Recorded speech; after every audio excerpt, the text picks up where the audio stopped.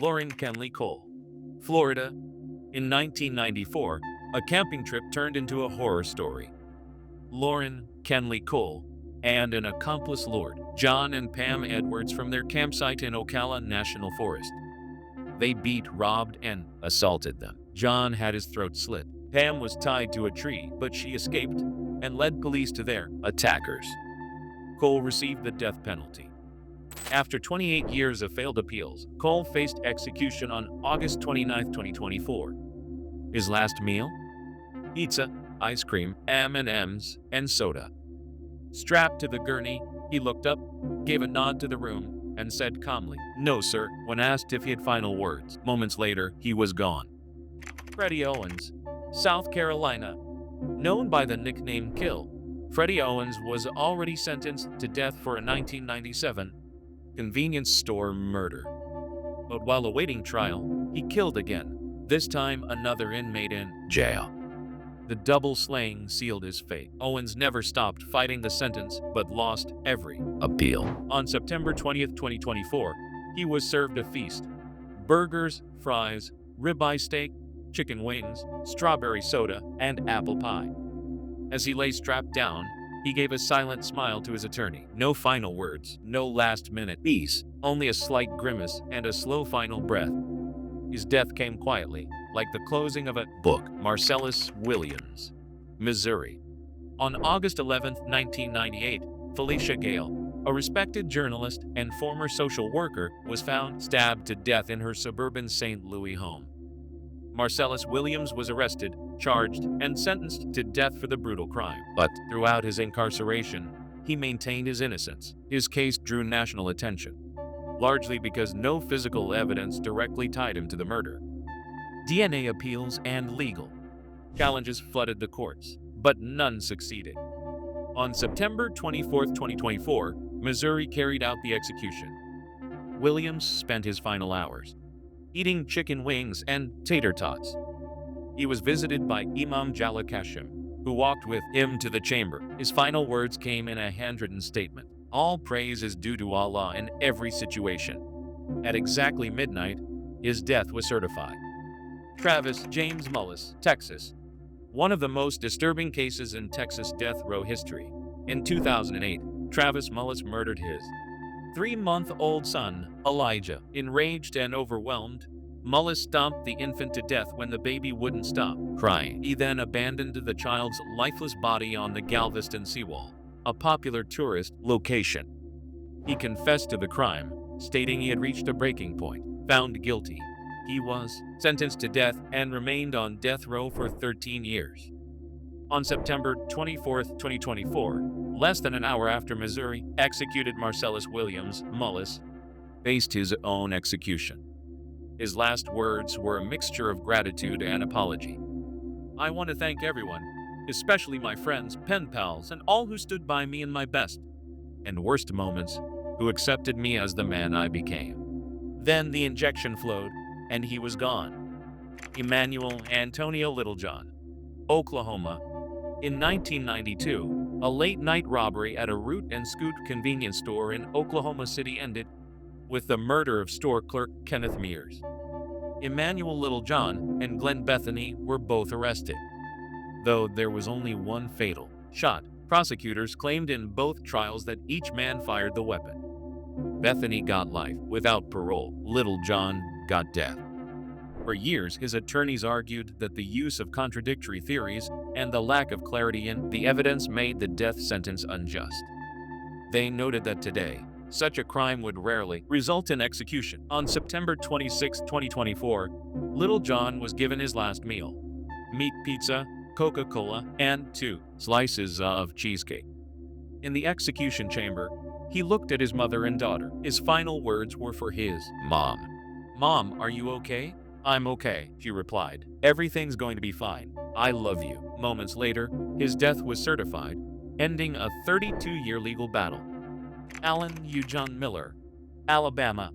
August 1999. A workplace massacre shook Alabama when Allen Eugene Miller gunned down 3 men, co-workers Lee Holdbrooks and Christopher Yancey, and his former supervisor Terry Jarvis. Miller, who had been fired from Ferguson Enterprises, carried out the shooting spree across two work sites. It was clear, calculated, and rooted in vengeance. Despite being convicted, Miller showed no remorse and claimed innocence. For 24 years, he fought the system unsuccessfully. On September 26, 2024, Miller became the second person in U.S. history to be executed, using nitrogen hypoxia, a controversial method that deprives the body of oxygen. Before the mask was secured over his face, he spoke his last words. "I didn't do anything to be here." Minutes later, he lost consciousness and was declared dead. Garcia Glenn White, Texas. In 1989, Garcia Glenn White committed one of the most heinous murders in Texas. On November 30th, he brutally killed Bonita Edwards, 38, and her twin daughters, Annette and Bernadette, 16, in Houston. White, who had frequented crack houses, had a relationship with Bonita and visited her with the intention of using drugs and engaging in sexual activity.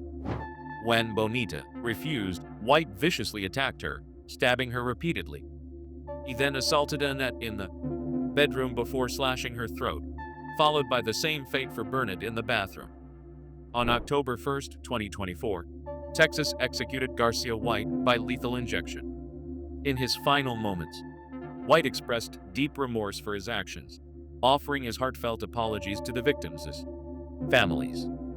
"I apologize and pray that you can find peace, comfort, and tranquility in your hearts for the wrong I've done," White said. He then addressed his fellow inmates and the prison staff, urging kindness and mutual respect before he died. His final moments were marked by him singing, "I trust in God." At 6:56 p.m., his death was certified, bringing an end to a case marked by regret and violence. Derek Ryan Dearman, Alabama. In 2016, Derek Ryan Dearman committed an unthinkable act. In a brutal attack, Dearman murdered 5 people, including a pregnant woman. The crime occurred when Dearman broke into the home of his ex-girlfriend and killed the victims with cold calculation. He admitted his guilt, and in 2024, he withdrew all appeals, acknowledging that further delay in justice was unfair to the families of the victims. On October 17, 2024, Dearman was executed in Alabama. His last meal consisted of a seafood tray from a local restaurant. In his final moments, Dearman apologized to the victims' family, saying, "Please forgive me. This is not for me. It's for you. I've suffered a lot." He then addressed his family, offering words of love and comfort. At 6:14 p.m., the lethal injection was administered, and his death was certified. Richard Bernard Moore, South Carolina. On September 16, 1999, Richard Bernard Moore attempted to rob a store in Spartanburg, South Carolina, to fuel his cocaine addiction. The robbery escalated into violence when Moore killed store employee James Mahoney during a struggle over a gun. Moore was arrested shortly after fleeing the scene and later confessed to the crime. After spending over 2 decades on death row, Moore was executed by lethal injection on November 1, 2024. His last meal included steak, fried catfish, shrimp, scalloped potatoes, and sweet potato pie. In his final words, Moore expressed regret for his actions and offered love to his family. To Mr. Mahoney's family, "I deeply regret the pain and sorrow I caused you. To my children and grandchild, I love you and am so proud of you." At 6:24 p.m., his death was certified. Carrie Dale Grayson, Alabama. In 1994, Carrie Dale Grayson, along with 3 friends, picked up 37-year-old Vicki Debble while she was hitchhiking. The group attacked and murdered her. Grayson, at 19 years old, was sentenced to death, while his 3 co-defendants avoided the death penalty due to a Supreme Court ruling banning executions for minors. On November 21, 2024, Grayson's final meal consisted of soft tacos, beef burritos, and Mountain Dew. He remained defiant until his final moments, responding to a request for final words with an insult. "Yeah, sure, you should go to hell." Moments later, nitrogen gas was administered, and he violently reacted before his death was certified at 6:14 p.m. Christopher Leroy Collings, Missouri, Christopher Leroy Collins was sentenced to death for the kidnapping and murder of 9-year-old Rowan Ford in 2007. He abducted her from her home, assaulted her, and took her life before discarding her body. In his final hours, Collins ate a cheeseburger with bacon, tater tots, and a chef's salad. He left behind a written message expressing acceptance of his fate and offering apologies. Right or wrong, I accept this situation as it is. To all those I have hurt in this life, I ask for forgiveness. After receiving the lethal injection on December 3, 2024, Collins' death was certified, marking the end of a long and painful chapter. Joseph Edward Corcoran, Indiana. Joseph Corcoran was convicted of the 1997 murders of his brother James Corcoran and 3 of his friends. Despite claims of paranoid schizophrenia and persistent delusions, Corcoran refused all appeals and was set for execution in 2024. On December 18th, Corcoran chose a simple final meal: Ben & Jerry's ice cream. In his final words, he briefly stated, "Actually, no. Let's get this over with." The lethal injection was administered, and his death was certified shortly after. Thank you for watching.